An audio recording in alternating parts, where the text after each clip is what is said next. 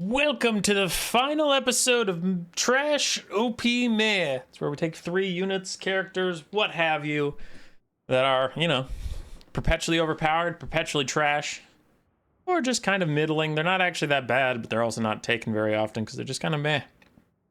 And we try and make them just good, not overpowered, not underpowered, just good.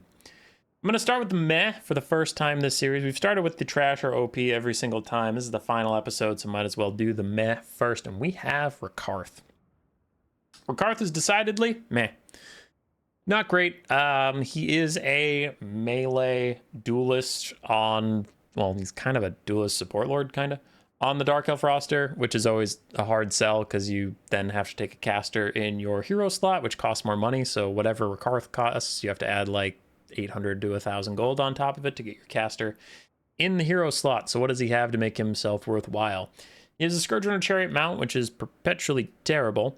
High Beastmaster is recently kind of becoming meta with a Scourge Runner mount, but he also has the Tormentor Sword. So he has a net, which people often want to take him with. And then he's also a bit cheaper. I think if you just take him with Scourge Runner and his net, he's 1350. Whereas Rakarth with Scourge Runner and no net is the exact same cost. And that guy has 500 less health, 10 less armor, 5 less charge bonus, but he has a net. So that's why people didn't take him over Rakarth. So the Scourge Runner mount, there's just a better option on your roster. For the Manticore mount, I mean, Hellebron also has a Manticore mount, and she's a better melee combatant than Rakarth is. And then Brachus is okay, but you're now riding a Black Dragon with no healing, where you could ride a Black Dragon with healing with the Supreme Sorceress, a Soul Stealer, or Malekith the Soul Stealer. Or you could get a Black Dragon with healing with Lokir with his slow healing passive. So he's the only Black Dragon on this roster that has no healing. Why bother? I guess there's other crappy lords that have Black Dragons and no healing, but they're crappy. So he's kind of outclassed on all of his mount options, but what does he bring as a support? Maybe that makes it more worth it. Beast Slaver gives himself 25% more damage and some conditional bonus versus large. Okay. Beast Lord Gaze stops Rampage, gives leadership and damage resistance. There's not that many things in this roster that Rampage. I guess you could use it on Witch Elves if you wanted to control them for some reason. Manticores have Rampage. But it's just weird on a roster that actually doesn't have that many feral monsters. I guess he does in his campaign, but that doesn't help him in multiplayer at all. And it's kind of niche in campaign, so that's pretty whatever. Whiplash, he can buff stuff that's not a lord or a hero for some reason. I don't know why he can't do it on himself. Like, you'd theoretically think he's doing it to Brachus or a Manticore or something, but okay. And Beast Armor of Current Cars, large enemy in range is fine. And Whip of Agony is 300 gold. It's the only 300 gold thing I think I know about. Removes Fear and Terror. Minus 24 melee defense from one enemy unit. I don't know why that's more expensive. It seems odd to have it that expensive. So Rakarth's one of those weird cases where his kit doesn't look that bad, but he's just kind of meh. So how do we get him to be better? If you truly want him to be worse on all of his mounts than anybody else, then he needs to be actually like a good support lord. So Beast Slaver should not affect him. If we're going down the route of he is the support lord, right? Because we've established that he's not the best at any of his own mounts. So if you're going to have Beast Slaver do something supportive, cut all of this. You could have it be a large unit specific debuff. Large unit specific debuff in an aura around him when he pops it for a duration, like, think like Stand Your Ground or Fight or Die or things like that. Like, it's an AoE, but it's a debuff instead of a buff. All large units around him get minus 50% speed, charge speed, acceleration, all those things. So minus 50% speed. It's not a net, but it does significantly slow them. And it reduces their armor and melee defense by like 25. So the point is that like Beast Slaver, as he comes near or whatever, does this shout or blows this horn or whatever he's gonna do, All of the beasts in the area get this natural dread as like this slaver is here. And it also makes it easier to catch and kill these beasts or drag them down because they're slower and their armor and melee defense are lower. So it fits thematically with what it's supposed to do. Beast Lord's Gaze is fine because in campaign you have to stop rampage on stuff, and leadership damage resistance is bad. It's nice and cheap. It's a good ability. Whiplash is honestly fine. It's good for Cold One Knights. Beast Armor of Karankar is fine. It makes him tankier near beasts. So I think the main changes we're going to make is the Beast Slaver thing I just said, and then Whip of Agony needs to change. 300 gold is way too expensive for what this does. Removes Terror and Fear is cute, but not actually that helpful. So the real honest capacity of this ability is minus 24 melee defense on a single target for 300 gold. Not great. So Whip of Agony, I would actually change it entirely. Let's keep the removes Terror because it's niche and fun, and if someone finds a use for that, great, but let's not remove it just because I don't think it's that useful. Sure, just leave it on there. But I would have Whip of Agony. You're whipping someone, so I wouldn't have it be a debuff. I would actually have it be damage. And I think you could just copy paste Golgi Maneater's ability. His pistol shot. Deadeye. So just like copy the damage profile and the range and the cooldown and all that crap, and just like, yeah, if unit is a single entity, just literally copy this, but instead of him shooting something, have the animation be like a big purple whip coming out of Rakarth's model, and then like, you know, hovers in the air for a second, then whoosh, and whatever unit he was clicking on takes a, you know, Golgi's amount of damage. But I would literally just copy the Maneater's ability. And then you can have remove Terror and Fear because, sure, it's neat. But I do think that'd be better. So change Beast Slaver from an individual buff to an AoE debuff only for large units. And then have Whip of Agony be a single target, slowly sniping thing. I think that would just make him better. Make him a better Sport Lord. Because he already has 3 abilities that are pretty good at supporting. And then he randomly has a self buff and a terrible debuff. So that would fix Rakarth. On to the overpowered unit. The Thunder Tusk is ridiculous. Absolutely ridiculous. For 2,300 gold, it is a duelist infantry clearing skirmish artillery support unit on a roster with healing. Not wise. So it has a minus 30% speed aura just around it constantly. It has minus 30% more speed if it gets you in melee, or if it hits you with any of the little javelins on its back, or with the giant snowball it uses, or thunderball, or whatever this is supposed to be. And that thunder snowball thing does do a lot of damage when it hits. Now it can miss, fair, but you are a 66 speed single entity artillery piece, so you can skirmish indefinitely. And as we can see, Boris Todbringer is currently getting slowed, and he is getting javelins through him every so often, as we see one sticking out of the leg of his mount. So as we go on here, he's gonna keep taking little jab shots, and then the Thunder Tusk is gonna try and rear charge him. I have attack orders onto him right now, but then it just kind of derps out. So I guess Warhammer 3 jank does make this unit not as OP when it just walks around like an idiot. Sure. But the whole time javelins are going off. So it stops, it duels Boris, and starts beating the paste out of him. He's lost almost half his HP while regenerating against the Thunder Tusk. And the handgunners and archers are about to get in range. So note that without handgunners and archers in range, it is beating the paste out of Boris Todbringer. So it's a pretty good 1v1 duelist. It has 25% missile resistance, but handgunners, armor-piercing shots do get in range of it. But it is on a roster with insane healing. So it's at a little below half HP, and it gets a Troll Guts Overcast and starts to kite away a little bit just to get out of range of the handgunners. And then it's going to charge back in and try and free up Scrag. You know, the whole point isn't just this thing fights good. I was just trying to prove how good it is at everything. So it's going to walk away, and then it's going to come over here and start disrupting the ranged units. It's going to charge through them. It does have some collision attacks, but the archers spread out very far, so I wasn't able to get a good charge on them. But I am disrupting them, stopping them from hitting me. And these Empire Knights don't really know what to do. Boris doesn't really know what to do because he can't catch me now. He has 54 speed. I have 59 because he's slowed. So Boris can't actually catch me. So I can run away ad nauseum and just keep using my little javelins.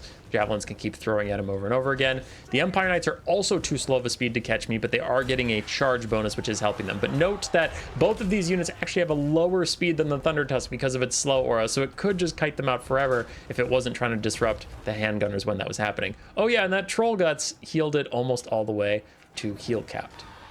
So now archers are going to turn and fire, but I've stopped the handgunners from getting too much damage on me. And again, it goes back to bodying Boris Todbringer, getting him pretty low on HP, closer to his healing cap as Empire Knights cycle charge out. So giant terror causing monster, so terror routes the handgunners away. Slaps Boris around for a little bit longer. Handgunners shoot at it for a little bit. It tries to route them again. It's kiting around as best it can, gets another heal, stops, fights Boris for a little bit more. Boris is self-healing. So if I didn't pick a self-healing lord, he would have already routed Boris.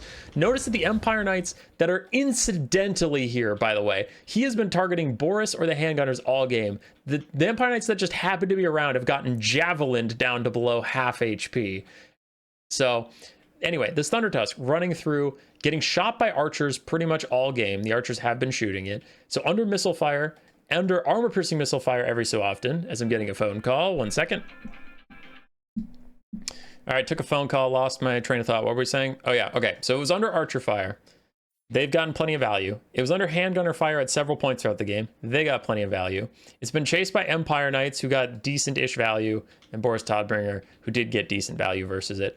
But like on a roster with such healing, this thing has been fighting a 4v1 all game while under missile fire from multiple things and dueling a single entity.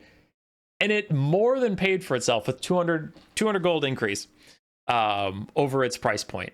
So note two things. One against my point, one for my point. One, it's an artillery piece that got almost all of this value in melee. It used one artillery shot at the start of the game, and it missed. So it got all of this in melee. It's an artillery unit. So if I had Ogre Kingdom support and this wasn't a unit test, those Empire Knights and Boris Todbringer wouldn't have been able to just run up on the Thunder Tusk. It could have ran around and kited them forever as long as they don't have artillery, as it just shoots them and my whole army pulls back. So without using any artillery, the artillery unit more than paid for itself in melee with a duelist and heavy cavalry while getting shot. That's insane. Now, against my point, you might say, well, you healed it. Sure. But I mean, your tier 3 armor ability has a giant heal, and your most common lore of magic has a giant heal. So yeah, it's on a roster where it's gonna get healing every single game. It's gonna heal cap every single game. If you're taking a Thunder Tusk and you're not healing it, then I have no idea why you took the Thunder Tusk. So sure, it got tons of healing, but that healing support is there. You don't even need a caster to get that healing support because it's on your goddamn army abilities. You can get a tier 3 army ability. Your lord could be sniped at the start of the game and you'll still get off 2 meat feasts for this fucking thing. No, the Thunder Tusk is crazy. It is insane. It is one of the worst designed units I've ever seen. And I know there have been a series of videos recently that have been kind of negative.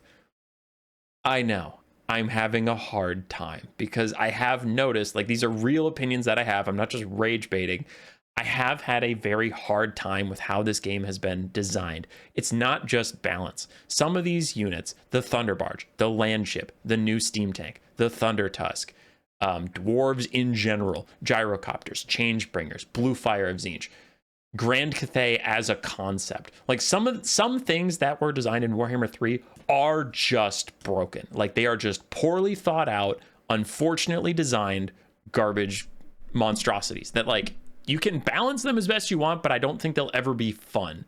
And actually curious, if you've gotten this far in the video, post a comment if you think it would be a net positive for me to do a video about Warhammer 3 in general. Like, I know this is distracting from the video and I'll get back to the Thunder Tusk in a second, but I have a lot of thoughts and like kind of an hour-long ramble about the woes of Warhammer 3 and kind of the downfall of it compared to Warhammer 1 and 2, but I don't know if that would be so negative people wouldn't want to hear it, or if it'd be cathartic. So like a quick example of what I'm talking about is, think about the 9 factions introduced into this game. Like in Warhammer 3, introduced. Khorne, fundamentally flawed. They're so good at melee, but so trash at everything else, they just get kited every single game. Nurgle. They're a blob healing faction, which when they're strong, they're toxic and no fun. And when they're weak, they just suck and die for most of their history. And then they got some DLCs that finally gave them units that can move, but you have to pay to make the faction good. Okay, pay to win faction. Tzeentch is horribly designed. It is just the spellkite toxic faction. Slaanesh has been tearing up domination forever because they're too good at domination, but then in land battles and campaign, they've been kind of meh. So, whatever. Ogre Kingdoms are all about heal spam, which is pretty toxic, but they're one of the better designed factions. Grand Cathay was a faction made to box or hero hammer.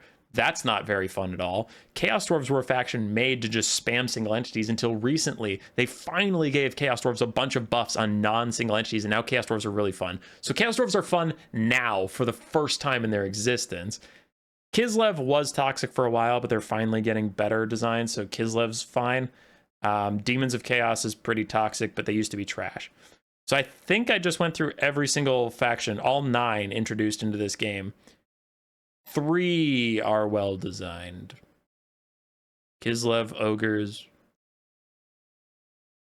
Okay, 2. I guess 2. Oh, Chaos Dwarves now. It's 3. Yeah, 3 are well designed now, and one of them took several patches to be designed well. It's like I just have a lot of thoughts on like the design, and then the DLCs have been that way too. Ugh, I'm getting too deep into the rant. Anyway, if you think that would be a fun cathartic video to listen to, let me know. If you think it'd be too negative, also let me know, because I don't think Warhammer 3 is a bad game. I think it's unfortunate. I think all the fun parts of it are from Warhammer 1 and 2. Whatever. Back to the Thunder Tusk. Oh god, the reason I got on that rant is this is just the epitome of poor design, unfortunately, with the DLCs in Warhammer 3.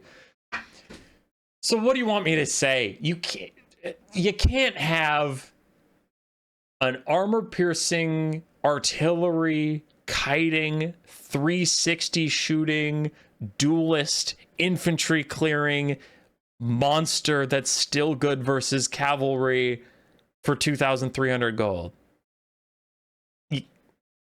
You can't do that. And the fact that I have to say that out loud makes me angry. Oh, is it on a roster with some of the most healing in the entire game? That's also not a great idea. So I don't know what you want me to do to make this unit not overpowered, because we're gonna have to cut like half of that shit, and then it's not gonna be this unit anymore. Because you brought a gun to a poker game, and you're like, why can't anybody beat my gun? Because it has no fucking reason to be here. Ugh. So to make the Thunder Tusk balanced, like, take away all of its melee stats and make it just an artillery monster? Well, then it's just an Iron Blaster. Okay, take away its artillery, I guess, and just make it a slow field mega monster in melee. Well, then it's just a Stonehorn with a slow. I don't know how to fix this fucking thing. You can't. It's just horrible. Like, it's just a monstrosity. How could you fix this? My honest attempt at it is gonna be not very, like, pleasing, but take away the 360 shooting javelins on its back, period. Just take them out. They shouldn't be here. The fact that the Empire Knights almost died from just existing near this thing was asinine. So get rid of that, and then increase its price point to 2,800. Like, that's the best I can do. It'll still have an artillery shot, it'll still have its slows, it'll still be pretty strong in melee, but I don't know what you want me to do, because we can't do too much else. Like, do you want this thing to not be good in melee? Like, look at it, it's gonna be good in melee. And this is kind of goes back to if you've watched the Iron Drake video I made, one of the other episodes of this series had the Iron Drakes in it. I like things to visually make sense, and I look at this thing and I'm like, oh wow, that's gonna kick someone's ass in melee. Like, you should not fuck around with that thing. True, okay, then it needs melee stats to compensate for that. But the problem is it's also an artillery piece, which is weird, because it's like, wait, why is this thing an artillery piece? Oh, it summons a snowball in front of its face and chucks it at you. What? Okay, so now we have to balance around a melee artillery thing. That's got to be crazy expensive. So it's got to be 2,800. And that's with taking out the 360 shooting javelins, because then at least if it's running away, it's not killing your Empire Knights while it's running away. That's the best I can do. This unit makes me unbelievably angry, in case you haven't noticed. More so than the Thunder Barge, honestly. Because the Thunder Barge isn't also good in melee. I don't know. Yeah. Anyway, if you want to hear that larger video, let me know. So I would like to inform you that this is the exact same setup as the Thunder Tusk, except I don't have Troll Guts, but otherwise we're fighting the exact same Empire army on the same map. 2 Cockatrices cost 100 gold less than a single Thunder Tusk. I would like everybody to remember that. The Cockatrice is our bad unit for this video. The Cockatrice is terrible. It's been terrible since it was released as part of a DLC. Its Petrifying Gaze has been changed a couple times. Now it's a weird slow that turns into a net. That's honestly kind of cool. But Cockatrices are just bad. And they're plagued with issues. We'll get on how to fix them in a second, but for now we're going to show why they have problems. So this one's already almost breaking at full HP, because Boris Todbearing's behind it and it's getting shot by archers. This other one's going to go disrupt handgunners. So we have one that is going to net and fight Boris. We have one that is going to disrupt handgunners. All right, let's see how the one that's fighting Boris is doing. So, oh, flying units alone can't have battlefield control. Okay, so it's got minus 15 leadership from that. Fair. I didn't notice that when I was setting up this example, but I still feel like my point stands. These are basic archers shooting at it. They're not getting that much damage out. Boris is doing most of the work here as he completely power fist Croxagores this Cockatrice into the ground. Notice how the other one has done almost no damage to the handgunners in the background, by the way. This one's fighting Boris, fighting Boris, fighting Boris. I know its leadership's going to rout a little early because we have all flying units. I didn't think about that. But Boris got 400 value fighting it. The Cockatrice got 400 value fighting him. He is, with the current kit I have him with, 900 gold more expensive. So it traded about even, but it doesn't have any healing. And didn't trade it very effectively. Okay. This Cockatrice is still trying to stop handgunners, and it is doing pathetically bad. And then it gets dove on by Boris, who just T-poses on it for a little bit, because reasons. Then he knocks out its berries in one go. It ends up piling into some Empire Knights, and I give it attack orders on the Empire Knights, but it kind of T-poses and janks out a little bit. There, it gets some attacks in, but fights for a hot second, gets shot, gets murdered, gets routed. And I think I have the other one dive in, again, to disrupt the handgunners, but it does no damage. Then it just gets bullied. All right, so they're both routed. Total value, 200 on the one that was trying to fight handgunners all game. 600 on the one that fought Boris for a bit, then handgunners. Boris himself got 900, so he got more than both of them combined. The Cockatrice is just terrible. It is garbage. It's kind of set up to be this duelist because it can lock you in place and then dive on you, but it isn't that good of a duelist, honestly. It does terrible damage versus heavy cavalry. It does terrible damage versus infantry of any kind, and it takes a lot of damage from infantry because it only has 35 armor. 38 melee defense is better than some of the monsters we've talked about in this series, but 35 armor is pathetic. Like, basic spears can get a lot of hits on the Cockatrice. It's too expensive to be a backline diver too, like a Manticore. Manticores aren't that good right now either, but a Manticore you fire and get into the backline for a cheap source of terror and distract archers for a bit. Sure, that's 300 gold cheaper. This thing, if it dies, you know, it's a Manticore and a clan rat that you're losing for the same thing. It's like, it's kind of meant to be a duelist that doesn't win duels. It's just all over the damn place. It's just terrible at everything. So I would probably keep it as it is versus infantry. It does no damage versus infantry at all. That's fine, right? That's fine. But then I would give it significantly better dueling stats. So kind of like we said with the Wyvern, I would go higher melee attack and I would give this thing bonus versus large. But I'd keep its splash attacks pretty low. So if it dives into cavalry, it's not going to do a lot of damage to a lot of them. It might just like hit one and do good damage to one and the rest poke it down. But It should try and use its net to isolate single entities and kill them off, or put cavalry in a bad spot and then dive in with the help of like Knights of Tzeentch or something. But I would definitely have its identity be more of an isolate and destroy than a backline disruption piece, because its price point just doesn't justify that. And I think there's enough monsters in the game that already disrupt infantry that we could use a couple more that are good at killing other monsters or single entities or infantry or helping with cav fights. But yeah, I'd do something like that. Just give it some really good duelist and anti-large stats and give it more of an identity than what it currently is. But I'd also like to remind everybody that these guys combined is 100 gold less than the Thunder Tusk. And the results were a little different. And I don't think that even if I had heal capped both of them with casting 1 billion troll guts, I don't think they're getting close to that Thunder Tusk in value, so I think that's a little different. I think one of those units is significantly better than the other one. Roar. Subscribe, yes.